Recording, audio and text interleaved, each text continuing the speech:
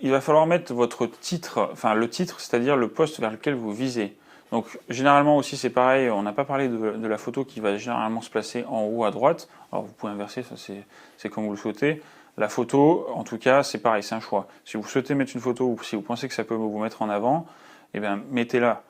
Cependant, mettez une photo qui est professionnelle, une photo qui va être assez simple, prise sur un fond blanc.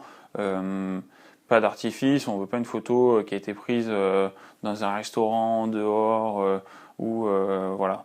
L'important c'est toujours de rester professionnel. Si vous n'avez pas de photo professionnelle, vous ne mettez pas de photo, c'est mieux.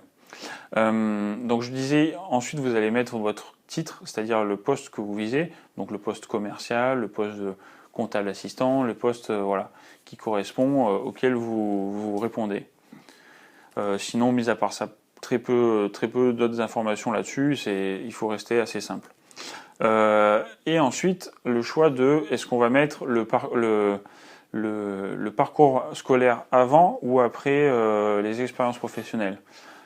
Là encore, ce n'est que mon avis, mais généralement, les recruteurs, eh ben, malheureusement, quand on a des critères, en fait, ce qu'il faut comprendre, c'est que quand vous allez voir 20, 30 CV par jour, 40 CV, il y a 3-4 informations qu'on va se mettre par rapport au poste. On va se donner, déjà, on va vérifier que vous êtes bien sur le bon secteur, c'est-à-dire que vous répondez bien à la mobilité, donc c'est pour ça que c'est important de bien mettre en avant où est-ce que vous souhaitez travailler, donc ça c'est important.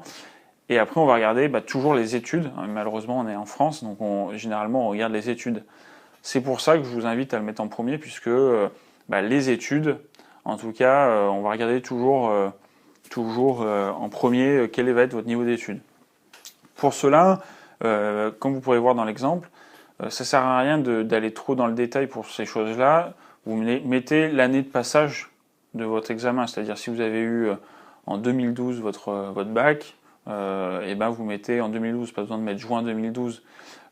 Et bien sûr, ça va pour tout ça. Si vous pouvez rester un maximum simple et lisible, c'est hyper important de rester assez simple, parce que vous allez avoir sur le reste beaucoup d'informations à donner. Donc pour ma part, dans l'exemple que j'ai mis simplement 2012 et j'ai mis le master niveau. Donc master, on sait tous ce que c'est, bac plus 2, BTS ou quelque chose. Dans votre cas, puisque vous suivez sûrement une formation, un titre professionnel, par exemple si vous êtes sur le titre comptable gestionnaire, les recruteurs ne sont pas censés savoir que c'est un niveau bac plus 2 ou un niveau bac ou un niveau CAP.